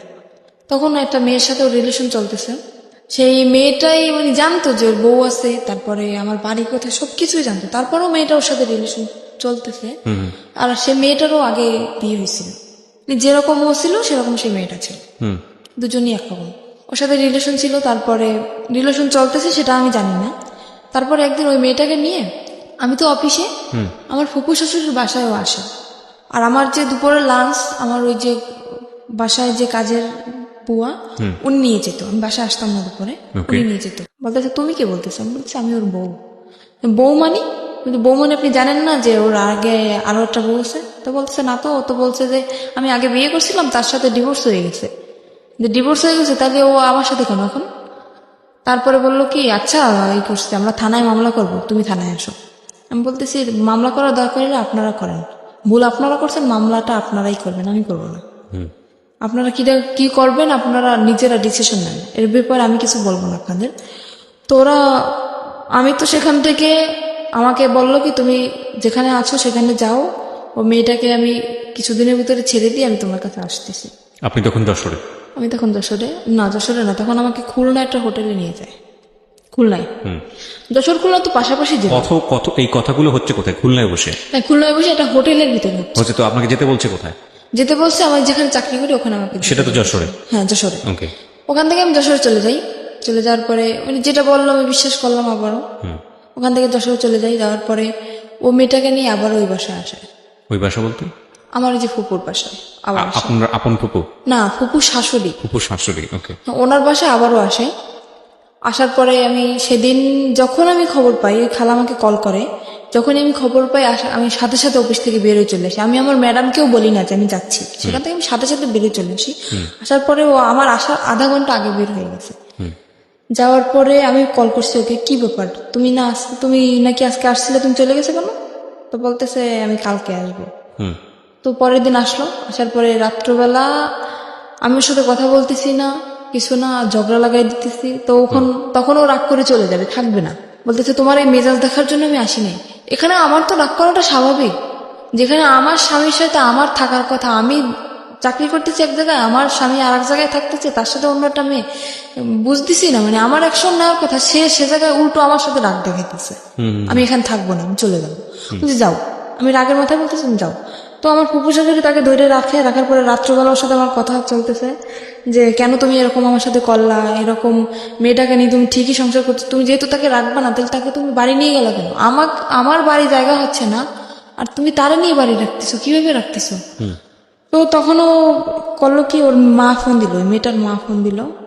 ফোন দেওয়ার পরে আমি ফোনটা যে রিসিভ করতে গেছি ফোনটা আমাকে দিচ্ছে না, আমি জোর করে হাত থেকে ফোনটা নিয়ে গেছি, নেওয়ার পরে আমাকে মার শুরু করে দিচ্ছে। মারার পরে ও আমার মাথায় মারে একটা দিয়ে, আপনার ওই যে স্ট্রে থাকে না সিগারেট খাওয়ার পরে যেটা ফালানো হয়, হ্যাঁ স্ট্রে, ওটা দিয়ে আমার মাথার মধ্যে মারার পরে আমি ওখানে অজ্ঞান হয়ে পড়ে যাই। তারপরে আমার মাথা দিয়ে প্রায় রক্ত বের হয়ে যায়, মানে অল্প কিছু ফেটে যায়, আমি ওখানে সেন্সার হয়ে যাই। প্রায় ঘন্টাখানিক পরে আমার সেন্স আসার পর দেখতেছি ওই মেয়েটার সাথে ও কথা বলতেছে ফোনে। তখনও কথা বলতেছে যে আমার ওয়াইফ এদিকে অজ্ঞান, সেদিকে ওর কোনো খেয়াল নেই, ও সেই মেয়েটার সাথে কথা বলতে। আমি তখন ওকে দরজা খুলে দিলাম, দারোয়ানকে ডাকলাম, ডাকার পরে আমি বললাম তুমি এখন বের হয়ে যাও। তখন রাত্র 3টা। সেখান থেকে বের হয়ে গেল, যাওয়ার পরে 4-5 দিন পরে আবার আসলো। আসার পরে আমাকে বলতেছে কি যে আমাকে শারমিন বলে ডাকে, শারমিন আমি যা করছি আসলে আমার আসলে অন্যায় হয়েছে। তো ও ওখান থেকে মানে ওই মেয়েটা যাবে না, আমাকে বললো কি তোমাকে নিয়ে আমি এক জায়গায় বেড়াতে যাবো। আমি ওকে আবারও কিন্তু ক্ষমা করে দিলাম এত অন্যায় করার পরেও। মানে আপনি মেনে নিলেন যে ওই বউ থাকা অবস্থায় আপনি থাকবেন? না, তাহলে অবশ্যই ওই মেয়েটা নেই, মেয়েটা কোথায় গেছে? চলে গেছে। ও মেয়েটা চলে গেছে তারপরে? হ্যাঁ, ও বলছে যে মেয়েটা চলে গেছে, আসলে যায় না, মেয়েটা ওর বাড়িতে। ওকে। তারপরে আমাকে বলে তোমাকে নিয়ে আমি এক জায়গায় বেড়াতে যাবো। বলছে আচ্ছা ঠিক আছে চলো। তো বলতেছে কালকে তুমি ছুটি নেবা। বলছে আচ্ছা। তারপরে আমি আমার ফুফু শাশুড়ির কাছ থেকে কিছু টাকা নিলাম। নেওয়ার পরে ও আমাকে নিয়ে, মানে আমার লাইফে ফার্স্ট আমি ওই জায়গাটা যখন দেখি, আমাকে একটা জায়গায় নিয়ে যায়, সেখানে সব মেয়েরা। সেখান থেকে আমি দেখার পরে আমি বলতেছি কি ব্যাপার, তুমি আমাকে কোথায় নিয়ে আসছো? তা বলতেছে কি এটা একটা হোটেল মেয়েদের, এখানে শুধু মেয়েরাই থাকে, এখানে কোনো ছেলেরা থাকে না। আমি বলতেছি ছেলেরা থাকে না, তুমি ঢুকলা কিভাবে এখানে? তো বলতেছে ওটা তুমি বুঝবো না, এখানে একটা মেয়ের সাথে আমার সাথে এটা কথা হয়েছে, একটা মেয়ের সাথে আমার সাথে বন্ধুত্ব, ওর সাথে আমি দেখা করতে আসছি এখানে। বলতে দেখা করতে আসছো তো আমাকে নিয়ে আসছো কেন? তা বলতেছে তুমি চলো, তোমাকে দেখতে চাইছে। বলতে আচ্ছা ঠিক আছে চলো। আর ওখানে মনে করেন আমি হয়তো কথাটা বললে দর্শক কিছু মনে করতে পারে, ওখানে নোংরা নোংরা ড্রেস পরা হয় তো। তো আমি ওগুলো দেখে আমার খুব খারাপ লাগতেছে। আমি বলতেছি আমি ভিতরে যাবো না, তোমার যদি দেখা করার দরকার হয় তুমি যাও, আমি এখানে নিচে দাঁড়াইতেছি, তুমি যেয়ে দেখা করে চলে আসো। তো বলতেছে না তোমার যাওয়াই লাগবে। আমাকে নিয়ে দোতলায় গেল, ওটা দোতলা সিস্টেম, দোতলায় গেল, যাওয়ার পর একটা রুমের ভিতরে ঢুকানো হলো। ও রুমটা ভিতর থেকে বন্ধ করে দিল। কে বন্ধ করলো? আমার হাজবেন্ড ভিতর থেকে বন্ধ করে দিল, আমার সাথেই ও ভিতর থেকে বন্ধ করে দিল। সেখানে ও কিছুক্ষণ কথাবার্তা আমার সাথে বলার পরে বলতেছে তুমি এখানে বসো, ও তো আবার সিগারেট খায়, তো বলছে তুমি এখানে বসো, আমি একটু সিগারেট খেয়ে আসি, নিচের থেকে নিয়ে আসি, এটা বলে চলে গেল। ঘন্টার পর আমার ফোনটা নিয়ে গেছে যাতে আমি কারোর সাথে যোগাযোগ করতে না পারি। ঘন্টার পর ঘন্টা কাটে গেল, তার কোনো খবর নাই, কি ব্যাপার। তারপর আমি ওখানে একটা খাট ছিল, শুধু খাটই ছিল রুমের ভিতর, শুধু খাট, আর কিছু ছিল না তখন। তারপর আমি ওখানে ঘুমিয়ে যাই। ঘুমানোর পরে তখন আমি রাত্রে খাইও না, আর রাত্রে আমার রুমে কেউ আসেও না ওখানে। তারপর সকাল হয়ে যায়, সকাল হওয়ার পরে আমি বুঝতে পারিনি যে সকাল হয়েছে। আমি ঘুমিয়ে যাওয়ার পরে এবার সকালবেলা একটা মেয়ে আসলো, আমার জন্য নাস্তা নিয়ে আসছে। আমি বলতেছি কি আচ্ছা আমার হাজবেন্ড কোথায় বলতে পারেন? বলতেছে আপনার হাজবেন্ড কে? আমি বলতেছি আমার হাজবেন্ড কে মানে আমার সাথে যে আসছে উনি আমার হাজবেন্ড। তো বলতেছে তা তো জানি না, আপনি ম্যাডামের কাছে জিজ্ঞেস করে নেন। তারপরে সকালে নাস্তা করলাম। আমি বলতেছি কি ব্যাপার কিন্তু আমাকে? আপনার হাজবেন্ডের কাছে ফোন ছিল? হ্যাঁ ওর কাছে তো ফোন ছিল। আপনার কাছে ফোন ছিল না? আমার ফোনটা তো নিয়ে গেল। নিয়ে গেছে। বললাম না যে আমার ফোনটা নিয়ে গেছে যাতে আমি কারোর সাথে যোগাযোগ করতে না পারি। এবার তো আপনি যে কোনো কারো কাছ থেকে ফোন নিয়ে তোর নম্বরে ফোন দিতে কিভাবে দেবো? আমি তো রুমের ভিতরে আটকানো, আর ওখান থেকে তো আমার কল ওকে করার বাইরে থেকে চেষ্টা আটকে দিয়ে গেছে। হ্যাঁ বাইরে থেকে আমাকে তালা মেরে রেখে গেছে। আর আমি প্রায় এক সপ্তাহের মতো কিন্তু বাইরে থেকে আপনাকে যখন তালা মারলো তখন আপনি বললেন না তুমি আমাকে তালা মারতেছো কেন? না, ও সেটা আমি তো বুঝতে পারিনি যে ও বাইরে থেকে তালাবদ্ধ করে রেখে গেছে। বা এখানে কি কি ফাংশন হবে আপনি আগে থেকে আমি জানতেন? তো জানি না, আমি কিভাবে বুঝবো? আমার মনের ভিতরে যদি সেরকম কোনো সন্দেহ থাকে তাইলে তো আমি বুঝতে পারতাম যে ও আমাকে আটকে রেখে যাচ্ছে বা আমাকে ছেড়ে এখানে রেখে ও কোথাও চলে যেতেছে, তাহলে তো আমি ওকে বাধা দিতাম। তো ওটা তো মানে লক সিস্টেম, তো ভিতর থেকে ও করে বাইরে থেকে তালা মেরে রেখে গেছে। ওই লক করে দিয়ে তারপরে উপরে চিকল লাগে, তারপর তালা মারছে। কিন্তু আগে যে লক করে তালা মারছে সেটা আমি জানি না, তো বাড়ি থেকেও তালা মারা। তো আমি নাস্তা করার পরে তার 2-3 ঘন্টা পরে একটা মহিলা আসলো, এসে আমাকে বলতেছে, আমার নাম জিজ্ঞেস করলো। তারপরে আমি বলতেছি কি, আমি তাকেও জিজ্ঞেস করতেছি, আমি তো পাগল হয়ে গেছি পুরো, কি ব্যাপার কোথায় গেল? বলতেছে আচ্ছা আমার হাজব্যান্ড কোথায়? তাই বলতেছে হাজব্যান্ডকে কি বাঁচাইতে চাও? আমি বলছি কেন? বলছে তোমার হাজব্যান্ড আমার কাছে আছে। আপনার কাছে আছে তো ভালো কথা। তা বলতেছে আমাকে বললো যে ওটা একটা পতিতালয়। আমি তখন জানতে পারলাম যে ওটা একটা পতিতালয়। আমাকে বললো তোমার দেহ ব্যবসা করতে হবে এখানে। ওই মহিলাই সরাসরি বললো? সরাসরি আমাকে বলতেছে ওই মহিলা। আমি বলতেছি কিরকম কথা বলতেছেন? আমি আসছি এটা, আমি জানি এটা একটা হোটেল, এখানে মেয়েরা থাকে, তো দেহ ব্যবসা করবো মানে? তা বলতেছে তোমার হাজবেন্ড আমার কাছে বন্দি আছে, যদি তোমার হাজবেন্ডকে বাঁচাইতে চাও তখন বাধ্যতামূলক তোমার এটা করতেই হবে। তারপরে উনি এটা ছুরি বের করলো ওনার ব্যাগ থেকে আমার সামনে। ওরা আমার সামনে ধরার পরে বলতেছে যদি তুমি না রাজি হও তাহলে তোমাকেও মেরে ফেলা হবে, তোমার হাজবেন্ডকেও মেরে ফেলা হবে। কিন্তু আমার হাজবেন্ড তো ঠিক ঘুরে বেড়াচ্ছে, আমি তো ওখানে বন্দি, মানে ওকে যেরকম শিখিয়ে দিয়ে গেছে ওই মহিলাকে, আমাকে সেভাবেই বলতেছে। তো আমি ভয় পেয়ে যাই, আর আমি চিন্তা করি আমি মারা যাই, কিন্তু আমার হাজবেন্ডের তো আমি খুব ভালোবাসি, আমি ওর মৃত্যুটা আমি মেনে নিতে পারবো না। তখন আমি বললাম কি আচ্ছা ঠিক আছে, আমি রাজি হই ওখানে ভয়তে। তো ওটা তো আপনার হয় লাইসেন্স প্রাপ্ত, লাইসেন্স না হলে ওটা হয় না। সেখানে আমাকে থানায় নিয়ে যাওয়া হয় ওখানে। আর আমাকে শিখিয়ে দিছে যে যদি কেউ বলে, জিজ্ঞেস করে তুমি কি ভয়ে ছুটে করতেছো সব, বা কেউ কি তোমার ভয় দেখাইছে বা কিসের জন্য করতেছো, যদি জিজ্ঞেস করে তো সম্পূর্ণ তুমি একটা কথাই বলবা যে আমাকে কেউ জোর করে না, আমার দারিদ্রিক সমস্যার কারণে আমি সব করতে রাজি হয়েছি। এটা আপনাকে শিখে দেওয়া হয়? এটা আমাকে শিখিয়ে দেওয়া হয়। তো আমার মনের ভিতরে তো ভয়, যেহেতু আমি যদি একলা থাকতাম তাইলে হয়তো আমি স্যারের সাথে বলতে পারতাম যে স্যার না, আমাকে ভয় দেখানো হচ্ছে, কিন্তু আমার হাজবেন্ড ওনাদের কাছে জিম্মায় আছে, ওনাদের কাছে বন্দি, সে ভয়তে আমি বলতেছি না। তো স্যার আমাকে জিজ্ঞেস করলো যে তোমার বয়স তো একদম কম, তো এই কম বয়সে কেন তুমি এসব করতে চাইতেছো? আমি বলতেছি আমার সমস্যা আছে ফ্যামিলিগত, আমার। মানে থানায় গেছেন আপনি? হ্যাঁ, থানায় আমি তখন। ওকে। উনি আমাকে সবকিছু জিজ্ঞেস করলো, তারপর আমাকে একটা পেপারে সাইন করানো হয় যাতে আমি পরে কোনো ঝামেলা না করতে পারি। মানে আমি স্বইচ্ছায় এসব করতেছি, আমাকে একটা পেপারে সাইন করানো হয়, আর ওখানে আমার ছবি টবি সবকিছু তুলে রাখা হয়। ফাইন, এখানে একটা কথা আছে, সেটা হচ্ছে আপনার কাছ থেকে কোনো সার্টিফিকেট চাওয়া হয়েছিল, বয়সের কোনো সার্টিফিকেট? হ্যাঁ, বলছিল যে তোমার বয়স কত, আমাকে শিখিয়ে দেওয়া হয়েছিল যে তুমি বলবে তোমার বয়সে বর্তমান বয়স 20 বছর। আচ্ছা। আমি বলছি 20 বছর বয়স। তো উনি ধরো সেরকম একটা সার্টিফিকেট বলছিল, সার্টিফিকেট আছে? আমি বলতেছি যে হ্যাঁ সার্টিফিকেট তো আছে, সেটা তো বাসায়। তো উনি আমাকে কাছে দেখতে চায় না, বলে না যে তোমার সার্টিফিকেট আমাকে দেখাও, সেটা আমাকে বলে না। আমি মুখে বলছি যে আমার বয়স 20 বছর, ওই পর্যন্তই আনা। তারপরে সেখান থেকে আমাকে নিয়ে আসা হয়, নিয়ে আসার পরে তার পরের দিন, মানে কথাটা বলতে আমার কিছু একটা সংকোচ বোধ হচ্ছে। আপনি আপনার মতো করে বলেন, কোনো সমস্যা নেই। সেখান থেকে পরের দিন সকালে ঘুম থেকে উঠি, ওঠার পরে অসন্ত ভিতরেই গোসল করি। গোসল করার পর একটা ছেলে আসে আমার রুমে। তখন আমাকে একটা মেয়ে বলে যায় খবরদার ছেলের সাথে যেন কোনো রকম খারাপ আচরণ না হয়। ছেলেটা খুবই ভদ্র, আমি সারা জীবনের জন্য দোয়া করবো যাতে ওকে আল্লাহ মানে সাফল্য যেটা চাইছিল, ওর জীবনের সমস্ত কাহিনী আমাকে বলছিল। তো ও একটা মেয়ের সাথে এরকম রিলেশন করছিল। ছেলেটা আসার পরে কি হয়েছে? ছেলেটা আসার পরে আমাকে তখন ও রুম ভিতর থেকে বন্ধ করে দেয়। তখন আমি বুঝতে পারছি যে কেন আসছে একটা ছেলে একটা মেয়ের রুমে কেন আসে। আমি বললাম কি, আমি ওর পা জড়িয়ে ধরলাম যে দেখেন ভাই, আপনি আমার ভাই, আমার তো ভাই নেই, আপনি আমার ভাই। এখানে আমি ইচ্ছাকৃত ভাবে আসিনি, এরকম এরকম আমার হাজবেন্ডকে আটকে রাখা হয়েছে। আর ওর ওখানে যে যা কিছু হয় ও সবকিছু জানে যে ওর ভিতরে আসলে কি হয়। আর আরো তো মেয়েরা আছে, তো সে তাদের কাছ থেকে হয়তো ও শুনছে যে কিরকম কি এখানে সিস্টেম।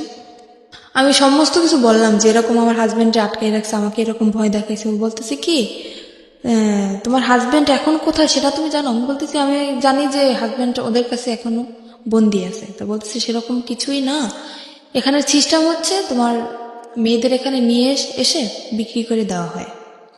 তখন আমার বিশ্বাসই হইতেছে না, এরকম আমার হাজবেন্ড করতে পারে না, এতটা খারাপও হইতে পারে না। ও তখন বলতেছে কি আচ্ছা, ওর কাছে ফোন ছিল, বলতে তোমার হাজব্যান্ড যেহেতু বন্ধু তাহলে তো ওর ফোনটা অফ থাকার কথা, তাই না? আমি বলছি হ্যাঁ। তো বলছে তুমি আমার ফোনটা দিয়ে 1 মিনিট ওকে কল করো। তো আমি বললাম আমি কথা বললে তো আমি বুঝতে পারবো, তো আপনি কথা বলেন। তো ফোনটা দেওয়ার পরে ওই মেয়েটা ধরছে ওর ফোনটা, মানে যাকে সে বিয়ে করেছে? যাকে সে বিয়ে করছে সেই মেয়েটা ধরছে। ধরার পরে বলতেছে কি আপনি কে? বলতেছে আপনি কে মানে? আমি তো যার ফোন আমি তার ওয়াইফ। তখন আমি বুঝতে পারলাম যে ছেলেটা যা বলছে সম্পূর্ণ সত্যি। তখন আমি বুঝতে পারলাম। তো আমি বললাম কি যে ভাই দেখেন, আমি যদি আপনার বোন হতাম আপনি কি এটা মেনে নিতে পারতেন? তো বলতেছে না, কখনোই না। বলতেছে আপনার দুটো পায়ে ধরে আপনি আমাকে কিছু করেন না। তখন ছেলেটা আমার করুণা দেখেও ছেলেটা নিজেই কেঁদে ফেলছে। ছেলেটা বললো কি আচ্ছা ঠিক আছে, আমি তোমাকে কিছু করতেছি না, কিন্তু এরপর নেক্সট টাইম যে আসবে সে তো তোমাকে ছেড়ে দেবে না, কারণ এখানে টাকার বিনিময়ে সব কাজ করা হয়, টাকা দিয়ে তো কেউ তোমাকে ছেড়ে দেবে না। তো তুমি যদি চেষ্টা করো, আমার মনে হয় তুমি চেষ্টা করলে এখান থেকে বের হতে পারবা। ছেলেটা আমাকে বলে, বলতেছে যে করছে আমি নেক্সট টাইম যদি আমি কখনো আসি তোমার জন্য আমি সাহায্য করার করব। ও বলতেছে যে আমি একটা মামলা করব, যে তোমার ফ্রেন্ড হিসাবে, আমি তোমার ক্লাস ফ্রেন্ড সেই হিসাবে আমি তোমার জন্য একটা মামলা শিট নিয়ে আসবে, ওখানে আমার সইটা শুধু থাকবে আর সম্পূর্ণ কিছু ওই লিখে নিয়ে আসবে যেটা লেখার। আমি বলতেছি সেটা তো হবে না, কারণ ওখানে আমার সই নেওয়া হয়েছে যাতে আমি কোনো কিছু না করতে পারি। পুলিশ ফাঁড়িতে? হ্যাঁ, পুলিশ ফাঁড়িতে। তো বলছে তাহলে কি করবা, দেখো কি করতে পারো। ও তো চলে গেল। এবার আমি দরজাটা নিজেই বন্ধ করে দিলাম। দেওয়ার পরে আমি অনেক খুঁজতেছি যে ছুরি বা অন্য কিছু যদি আমি পাই, আমি আত্মহত্যা করার চেষ্টা করতেছি। আমি খোঁজাখুঁজি করতেছি, খুঁজতে খুঁজতে উপরে যে সানসেটের পরে যে আপনার বক্স ছিল, বক্স আনছে আমার জন্য। ওই রুমে সবকিছু নিয়ে আসছে আমার জন্য, যেহেতু ওই রুমে আমি থাকবো। সবকিছু নিয়ে আসছে। তো বক্সের যে কার্টুনটার ভিতরে আপনার ইঁদুর মরা ওষুধ। হুম। আমি পাইয়ে তো মানুষ তো অনেক কষ্ট হয়, কিন্তু আমি পাই তো মহা খুশি। আমি ওটা পাওয়ার পরে অনেক অনেক খুশি আমি, যে আমি এসব করার থেকে কারে আমি ভালোবাসলাম, কার জন্য আমি রাজি হইলাম, যাকে বাঁচানোর জন্য আমি রাজি হইলাম, সেই আমাকে দিয়ে এসব করাচ্ছে। আমি আর নিজের জীবনে আমি রাখতে চাই না। তো আমি পুরো প্যাকেট খেয়ে ফেলছি। ফেলার পরে দরজা খুলে দিলাম, আবার দেওয়ার পর আবার আরেকটা ছেলে আসছে, এসে দেখতেছে আমার অবস্থা খুবই খারাপ, পুরো শরীর ঘেমে গেছে আর আমি কথা বলতে পারতেছি না। তো আমার যে ওখানে যে ওই যে মহিলাটা, ওনাকে ডাক দিল, ডাক দেওয়ার পর উনি তো ভয় পেয়ে গেছে যে এখানে যেহেতু আমার থেকে সই নেওয়া হয়েছে, তখন তো ওরা বুঝে যাবে যে আমাকে ভয় দেখানো হয়েছে, আমার থেকে সই নেওয়া হয়েছে, যে আমি স্বেচ্ছা সব করতেছি, তাহলে কেন আমি বিষ খেলাম, এখানে প্রশ্ন উঠবে না। তখন উনি আমাকে তাড়াতাড়ি হসপিটালে নিয়ে গেল। হসপিটালে নেওয়ার পর আমাকে ওয়াশ করানো হলো, তারপরে ওখানে হসপিটালে আমাকে ভর্তি করলো। করার পরে মোটামুটি থানায়ও খবরটা চলে গেছে, থানার স্যার আমার কাছে আসলো, এসে তখন আমি পুরো অজ্ঞান, তখন আমার জ্ঞান আসে নাই। তো স্যার তখন আমাকে কিছু জিজ্ঞেস করতে পারে না, চলে গেছে। যাওয়ার পরে এক সপ্তাহ পরে ওই যে আমার হাজবেন্ড ও আসে, ওর কাছেও খবর চলে গেছে। ও আসে, আমার তো অক্সিজেন লাগানো, তারপরে মুখে তো খাইতে পারিনি, এনজি টিউবে খাই। তো আমার হাতটা ধরলো, তো সেরকম একটা কথাও বলতে পারি না। আমি ওকে দেখে মানে কেঁদে ফেলছি আমি সব, যে কি আমি অ্যাকশন নিতেছি, কেন তুমি আসছো, আমার ডক্টর সবাই আমার সামনে, আমি ওখানে অ্যাকশন নিতেছি, তুমি কেন আসছো, তুমি এখান থেকে চলে যাও। আমি এক নজর ওকে দেখার পরে আমি চোখ বন্ধ করে ফেলছি, এতটা ঘৃণা আসছে আমার। আমি বললাম তুমি চলে যাও ওখান থেকে, আমি তোমাকে দেখতে চাই না।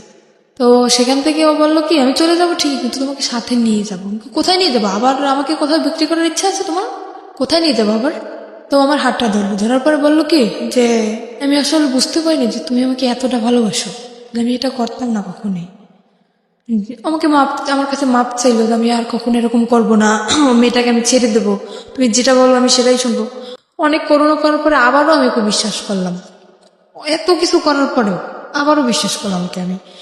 সেখান থেকে হসপিটাল থেকে আমার রিলিজ দেয় নাই তখনও, ডাক্তারের না বললে আমি সুস্থ না তখনও, নার্সরে উনি কিছু টাকা ঘুষ দেয়, দেওয়ার পরে আমার ওই যে এনজি টিউব পরানো, তারপরে আপনার অক্সিজেন লাগানো, হাতে ক্যানোলা করা, সবকিছু খুলে তারপরে সেখান থেকে নার্সরে কিছু টাকা ঘুষ দিয়ে ওখান থেকে আমাকে নিয়ে আসে ওগুলো খোলানোর জন্য। কিন্তু নার্স তো ডাক্তারের অনুমতি ছাড়া খুলতে পারবে না, উনি টাকা পাওয়ার পরে উনি খুলে দিল ওগুলো। নার্স ওগুলো খুলে দেওয়ার পরে আমি তখন হাঁটতেও পারি না ঠিক মতন, এতটাই ক্লান্ত আমি। আমাকে নিয়ে তখন সে ঢাকা, আমার একটা ফুপু আছে সেখানে আমাকে নিয়ে আসে, আমার আপন ফুপু, সেখানে আমাকে নিয়ে আসে। আর বাড়ি তো গেলে তো যদি এই সমস্ত কথা শোনে, তাইলে তো মনে করেন ওরে তো মারবে, সাথে আমিও মার খাবো, যে এত কিছু তাও তারপরও কেন আমি মেনে নিলাম। আমি বাড়ি গেলাম না, আমার সে ফুপুর কাছে গেলাম, যারপর ওখানে আমি 1 মাস পর্যন্ত থাকলাম। থাকার পরে ও বললো কি দেখো আমি তো কাপড় চোপড় কিছুই নিয়ে আসিনি, আমার কাপড় চোপড় তো সবকিছু বাড়িতে, তুমি এখানে থাকো, মানে আমাদের ওখানে চাকরি বাকরি নেওয়ার কথা, তো আমি সুস্থ হবো তারপরে চাকরি নেব। বললো আমি বাড়ি থেকে আমি কাপড়গুলো নিয়ে আসি আমার, এই বললেও বাড়ি চলে গেল। যাওয়ার পরে ও যেদিন যাবে তার পরের দিন আসার কথা, আসতেছে না। তারপরে আমি বললাম কি ব্যাপার তোমার আসার কথা, তুমি কেন আসতেছো না। সে ওখান থেকে এসে চলে গেছে, সেই শ্বশুর বাড়ি চলে গেছে, সেই শ্বশুর বাড়ি চলে গেছে। ফোন করলে মাঝে মাঝে ওই মেয়েটা ধরে। তারপরে আমি বুঝতে পারলাম আস্তে আস্তে, অনেক কান্নাকাটি করছি, অনেক রিকোয়েস্ট করছি তুমি আমাকে নিয়ে যাও নিয়ে যাও। সেখান থেকে আমার আব্বু আম্মু যখন জানতে পারি আমি ওখানে, আমাকে নিয়ে যায়। নিয়ে যাওয়ার পরে ওই যে মহিলা, ওই মহিলাকে নাম্বার দিয়ে দেয়, আমার আম্মুর নাম্বার দিয়ে দেয়। কিসের জন্য জানেন, যাতে আমি আমার বাড়িতেও জায়গা না পাই আর ওর কাছেও যাতে আমি না যেতে পারি। ও ওর বাড়িতে সম্পূর্ণ সবাইকে জানিয়ে দিয়েছে যে আমি এসব করি, আমি বিয়ের আগে এসব করতাম, ও জানতে পারছে, সেজন্য ও আমাকে ডিভোর্স দিতে চায়। আসলে তো কিছুই না সেরকম, ও নিজে করছে এগুলা। এটা বলার পরে আমার আম্মুর কাছে ওই মহিলা ফোন করে, করার পরে ওই ফোনটা আমার আব্বু ধরে। ধরার পরে ওই সম্পূর্ণ কথা উনি বানাই বানাই যা বলার সব বলছে, যে আপনার মেয়ে এতদিন শ্বশুরবাড়ি ছিল না, আমার এখানে ছিল, এসব করতো। আর এসব কথা শোনার পরে আমার আব্বু তো সবাইকে বলে দিল। মানে এই ফোনটা কে ধরেছে? আমার আব্বু, সদাব্বু। না, আমি আসলে এই জিনিসটা একটু ক্লিয়ার হতে চাই। ফোনটা কে করেছে, কাকে ফোনটা রিসিভ করেছে কে? ফোনটা করছে আমাকে যেখানে বিক্রি করে দেওয়া হয়েছিল, যে মহিলা ছিল উনি ফোন করছে, উনি ফোন নাম্বারটা নিছে আমার হাজবেন্ডের কাছ থেকে। কাকে করেছে ফোনটা? ফোনটা করছে আমার আম্মুর ফোনে, কিন্তু ফোনটা রিসিভ করছে আমার যে আব্বু। মানে তখন তো আপনার আম্মুর বিয়ে হয়েছে একটা। হ্যাঁ, তখন আর একটা তো বিয়ে ফোন হয়েছে। করে ওই ভদ্র মহিলা, মানে হোটেলের যিনি ইনচার্জ ছিলেন ওইসব কাজে, ওই ভদ্র মহিলা ফোন করে আপনার মাকে বলেছে যে আপনার আমার মাকে না, আমার সৎ যে আব্বু, মানে ওনাকে আলটিমেটলি আপনার বলছে। মাকে ফোন করার জন্য বলেছিল, কিন্তু আপনার সৎ বাবা রিসিভ করেছে, সৎ বাবাকে বলেছে যে এই সব কাজ করেছে আপনার মেয়ে। ওকে, আর উনি যেগুলো বলছেন ওগুলো তো সম্পূর্ণ মিথ্যা। মিথ্যা কথা, রাইট? তারপর মানে উনি চাই যে আমার বাড়ির থেকে যদি আমাকে তাড়িয়ে দেওয়া হয় তখন আমার বাধ্যতামূলক ওখানে যেতে যেতে হবে, হবে, কোনো উপায় থাকবে না। কোনো হ্যাঁ। উপায় থাকবে না। তখন আমার আব্বু ওটা শোনার পরে, আমি ওনাকে আব্বু বলেই ডাকতাম, ওটা শোনার পরে সে আমাকে মানে একদম ক্লিয়ারলি বলতেছে তুমি বাড়ি থেকে বের হয়ে যাও। ফ্যামিলির সবাইকে জানাই দিল। এবার আমি কি করব, আমার মাথায় আসমান ভেঙে পড়ছে যে এরকম একটা জিনিস আমার লাইফে ঘটলো, কোথায় আমার ফ্যামিলি আমাকে সাপোর্ট করবে, অন্য মানুষের একটা মিথ্যা কথা শুনে আমার সাথে এরকম করলো। আমি বাড়ি থেকে বের হয়ে চলে আসলাম। মাও বললো বাড়ি থেকে বের হয়ে যেতে, আম্মুর তো কিছু করার নেই, ফ্যামিলির থেকে যেহেতু সবাই এরকম বলতেছে। কিছুই বললো না মা? আম্মু তো কান্নাকাটি করতেছে, আম্মু তো আমাকে আসতে দেবে না। তখন সে আব্বু বলতেছে তুমি যদি তোমার মেয়েকে না সরো আমি তোমাকে ডিভোর্স দিয়ে দেবো। তা আম্মুকে আমি বললাম আম্মু এতদিন তো দূরে ছিলাম, থাকছিল না আমার ছাড়া, তো এতদিন যেরকম ফোনে কথা বলছি এখনো সেরকম, ঠিক সেরকম তোমার সাথে আমার ফোনেই কথা হবে, আমি এখানে থাকবো না। কারণ আমি যদি এখানে থাকি এই ব্যাপারটা গোটা এলাকায় জানাজানি হয়ে যাবে, আমি এটা চাই না। আমি বাড়ি থেকে বের হয়ে চলে আসলাম। বাড়ি থেকে বের হয়ে চলে আসে আমার যে ফুপুর কাছে ছিলাম ঢাকায়, ওখানে আবার আসলাম। আসার পরে ওনার কাছে 15 দিন থাকার পরে ওখানে কোনো চাকরি বাকরি হইতেছে না, কারণ যেহেতু বাড়ি থেকে একদম বেরিয়ে চলে আসছি, বাড়ি তো আর যাবো না, চাকরি বাকরি কিছু তো একটা করা লাগবে। ওখানে কোনো চাকরির ম্যানেজ হইতেছে না। তখন আমার আম্মু কথা বললো, আমার যে আন্টি এখন বর্তমানে ঢাকায় আছে ওনার সাথে আমার আম্মু কথা বললো যে দেখ, আমি আম্মুকে সবই বলছি যে আম্মু যেটা তোমরা শুনছো সেটা সম্পূর্ণ মিথ্যা, তুমি আমার কাছ থেকে শোনো। আম্মু শোনার পরে আর আম্মু আমাকে অনেক বিশ্বাস করে, আর আমি আম্মুর সাথে কখনোই মিথ্যা কথা বলি না। ওই যে ওই বিয়ে হওয়ার পরে যেটা বলছি, কিন্তু এখন না আর বলি না। তাও তো বলছি হাজবেন্ডের জন্য। আম্মুকে বলার পর আম্মু বলছে আচ্ছা ঠিক আছে আমি দেখতেছি। তো আম্মু সেখান থেকে আমার আন্টির সাথে কথা বলে, আন্টির সাথে কথা বলার পরে আন্টি বললো ঠিক আছে আমার কাছে আসো। ঈদের 3 মাস আগে বলতেছে ঠিক আছে আমার কাছে আসো তুমি। আসলাম, সেখানে আসার পরে ট্রেনিং করলাম। ওই যে আপনার এখন যে নার্সিং ট্রেনিং জবটা করতেছি নার্সিংয়ে, সেখানে ট্রেনিং করলাম, করার পরে তারপরে আবার অসুস্থ হয়ে গেলাম। সেখানে অসুস্থ হওয়ার পরে প্রায় 2.5 মাস যাবৎ বসা, তারপরে কোনো চাকরি বাকরি হইতেছে না। আমার আপন ফুপুর বাসায় চলে আসলাম। সেখান থেকে আমার আম্মু কথা বলে আমার আন্টির সাথে, সেখানে 15 দিনের মতো থাকলাম। আমার আম্মু কথা বলে আমার আন্টির সাথে যে এরকম ওর সমস্যা, ওর জন্য একটা চাকরি দেখতো না। তো আন্টি বললো ঠিক আছে ওকে আমার কাছে পাঠিয়ে দাও। তো আমার সে আন্টি তো থাকে নারায়ণগঞ্জে, ওই যে ফুপু তাকে আমি আন্টি বলেই ডাকি। সেখান থেকে আমি আমার আপন যে খালা তার কাছে চলে আসলাম।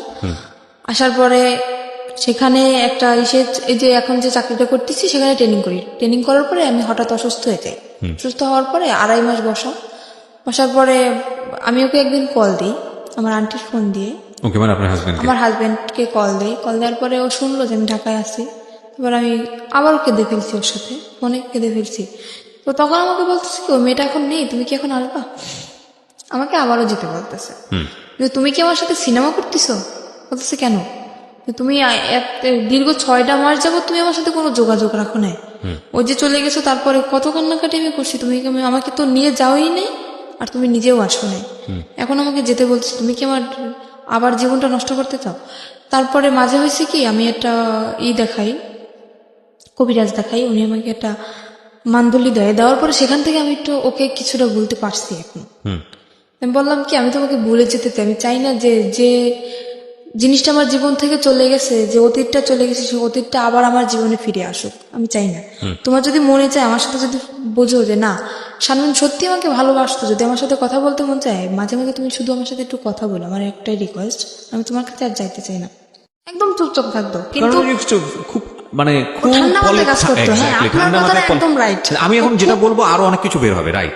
কিন্তু আমি আপনাকে মূলত আপনি যে কথাটা বললেন না যে ছেলেদেরকে বিশ্বাস করার জায়গাটা, এটা আপনার বয়সের ফিল। এখানে আরো অনেকগুলো বিষয় আছে। আপনার ইমোশনের জায়গাটা থেকে আপনি এত কিছুর পরেও ওই ছেলেটাকে ভালোবাসেন, সেটা আপনার বয়সের কারণে।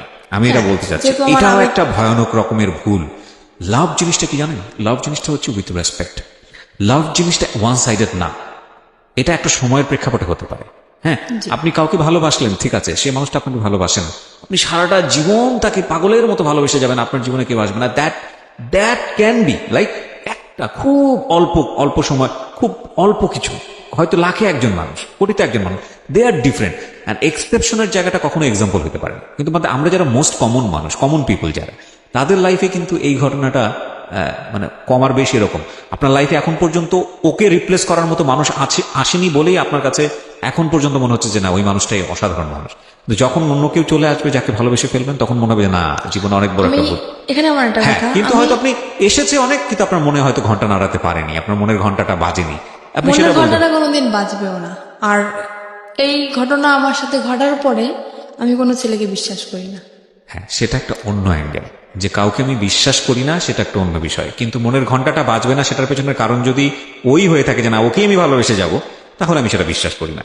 দেখেন, আপনার জায়গাটা আপনার মতো, আমি রেসপেক্ট করি, কিন্তু আমি যেটা বলছি সেগুলো সবই অভিজ্ঞতার আলোকে, এই অনুষ্ঠান করার অভিজ্ঞতার আলোকে, নিজের জীবনের অভিজ্ঞতার আলোকে, সবকিছু জায়গাটা থেকে আমি আপনাকে বলছি this is not true, because 16 বছরের জীবন কিছুই না একটা 60 বছরের জীবনের কাছে, হ্যাঁ, এটা কিছুই হয়তো না। এখন আমি বলতেছি, এবং কিন্তু আপনার ভবিষ্যতে 60 এটা বছরে হবে না। গিয়ে, আপনার 50 বছরে গিয়ে জীবন গল্পটা এমন দাঁড়াবে যে 16 বছর নিয়ে আপনার বলার সময়ই নাই, এমনও হতে পারে, সেটাই। রাইট? সো আমি আপনাকে জাস্ট একটা জিনিসই বলবো যে 16 বছরের টিনেজ যারা আছো, লাভ আসুক বা যেটাই হোক না কেন, যে ঘটনার প্রেক্ষাপটে আসুক না কেন, ওই মানুষটার যদি তোমার প্রতি কেয়ারিংটা না থাকে, ওই মানুষটার যদি তোমাকে নিয়ে ফিউচার প্ল্যান না থাকে, ওই মানুষটার যদি তোমার প্রতি রেসপেক্ট না থাকে, সম্মান বোধটুকু না থাকে, তাহলে তাকে নিয়ে বারবার ভাবো, ভালোবেসে যাও, কিন্তু তাকে নিয়ে সংসার করার স্বপ্ন দেখো না, তাকে নিয়ে অন্তত জীবনের সামনের দিকে স্টেপ নেওয়ার স্বপ্ন দেখো না। কারণ শুধু লাভ দিয়ে সংসার করা যায় না, শুধু প্রেম দিয়ে স্টেপ সামনের দিকে নেওয়া যায় না, কারণ ওই মানুষটাকে অন্যরকম মানুষ হতে হয়, সেখানে অনেক কিছু হিসাব নিকাশ ব্যাপার থাকে। এই কথাগুলো এত বেশি কমন এবং এত বেশি আমি বলেছি জীবন গল্পে, আমি জানি না, মানে অনেকে হয়তো শুনতে শুনতে মুখস্থ হয়ে গেছে আমার এই কথাগুলো। তো আমি আপনাকে বলবো যে আপনি যেহেতু রাইট নাও একটা জব করেন, you are lucky in that sense, কিন্তু লেখাপড়াটা কন্টিনিউ করাটা উচিত। আপনি কি কোথাও হ্যাঁ, পড়ছেন? এখন আমি আবার লেখাপড়া শুরু করছি বলতে কি, মানে এটা তো আমার রেগুলারলি ক্লাস করা সম্ভব না। তো আমার যেহেতু চাকরি করতে হয়, আমি এখন উন্মুক্ত হয়ে ভর্তি হয়েছি, প্রতি শুক্রবারে ক্লাস চলতেছে। আর এখন আমি যেটা চাই আমার দিক থেকে, যে আমার অতীত যেটা গেছে, অতীতই ওটা থাক, আমি চাই সামনের দিকে আগাতে। কারণ আমার ছোটবেলা থেকে যে স্বপ্নটা ছিল, সেই স্বপ্নটা আমি আবার পূরণ করতে চাই। কি স্বপ্ন ছিল? আমার ছোটবেলা থেকে স্বপ্ন ছিল আমি একটা পুলিশের চাকরি করব। বিউটিফুল। সেটা আমি আবার এগিয়ে যেতে চাই। আর মাঝখানে হয়তো 2টা বছরে আমার জীবনে অনেক কিছু ঘটে গেছে, সেগুলো আমি মনে রাখতে চাই না। আর এর পিছনে আমি একটা মানুষের সাপোর্ট পাইছি। আমি একটা কথা বলতে পারি, একটা মানুষের সাপোর্ট আমি সব সময়ের জন্য পাইছি। পৃথিবীতে যদি আপন বলতে কেউ থাকে, সে হচ্ছে মা। তাছাড়া কিন্তু আমি কারোর সাপোর্টই পাইনি। আর আমি আমার আম্মুকে বলি যে, আমার আম্মু যেহেতু এখন অন্যের ঘরে, আমার আম্মুকে বলি, আমার আম্মু সারা জীবন সুখে থাক, আমার খোঁজ নেওয়ার দরকার নেই, কিন্তু আমার আম্মু সারা জীবন সুখে থাক, আমি এটাই চাই। আমার আম্মু আমাকে অনেক অনেক সাপোর্ট করছে। আজকে এই যে এখন আবার কন্টিনিউ লেখাপড়াটা আবার চালাইতেছি। আপনি ওপেন ইউনিভার্সিটিতে পড়ছেন এখন, উন্মুক্ত বিশ্ববিদ্যালয়ে পড়ছেন? হ্যাঁ। আচ্ছা, উন্মুক্ত বিশ্ববিদ্যালয়ে আপনি কি দেবেন? এসএসসি দেবেন? জি না, আমি তো এখন 9-এ ভর্তিছি। আবার 9-এ ভর্তি, ওখান থেকে তো এসএসসি দেবেন? হ্যাঁ, ওখান থেকে এসএসসি দেবেন, এবং পাশাপাশি আপনি একটা জবও করছেন মোটামুটি একটা হ্যান্ডসাম স্যালারিতে। আপনার জবের ধরনটা আমি নাইবা এখানে এক্সপোজ করলাম, সেটা হয়তো আপনার কাজের ক্ষেত্রে একটু সমস্যা হতে পারে, but it's a different case. এবং আমি মনে করি যে এত কিছুর পরেও একটা মেয়ে জব করছে, পাশাপাশি পড়াশোনা করছে এবং স্বপ্ন দেখছে, তার মানে ইউ আর লাকি। যে আপনি বললাম না একটু আগে যে আপনার চেয়েও কষ্টের জীবন গল্প থাকে কিনা, আপনার চেয়েও ভয়ঙ্করতম কষ্টের জীবন গল্প থাকে, এবং কেউ কেউ হয়তো এই স্টেজে এসে শেষ হয়ে যায়, কেউ কেউ হয়তো হোটেলের ওই শিকলটা খুলতে পারে না, সেখানেই সারাটা জীবন শেষ হয়ে যায়। হ্যাঁ, কেউ কেউ হয়তো ওই যে ইঁদুর মারা বিষ যেটা আপনি খেয়েছিলেন, ওখানেই হয়তো জীবনটা শেষ হয়ে যায়। সুতরাং আপনি লাকি যে অনেক অনেক দিক থেকে আপনি সার্ভাইভ করে সামনের দিকে এগিয়ে গেছেন, এবং আমি মনে করি আপনি যেটা স্বপ্ন দেখেন সেটা ভবিষ্যতে আপনার কাছে হয়তো আসবে।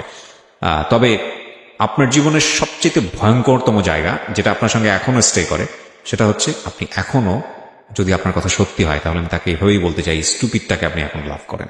দ্যাট ইজ দ্য বিগেস্ট মানে ভয়ের জায়গা আর কি। সো প্রিয় শ্রোতা, থ্যাংক ইউ সো মাচ।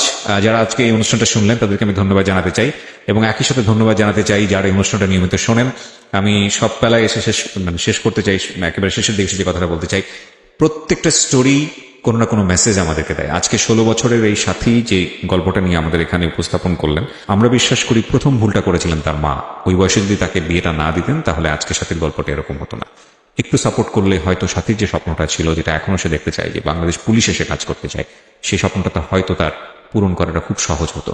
তবুও যে কথাটা বলেই শেষ করব, সেটা হলো স্বপ্নবিহীন মানুষ থাকতে পারে না, প্রত্যেকটা মানুষ বাস করে তার স্বপ্ন নিয়ে। তো সেই জায়গাটি থেকে সাথী যেহেতু স্বপ্ন দেখে, সুতরাং সাথীর ভবিষ্যৎ সুন্দর হোক, সেই শুভকামনা দিয়ে শেষ করছি। থ্যাংক ইউ সো মাচ আমাদের সঙ্গে থাকার জন্য।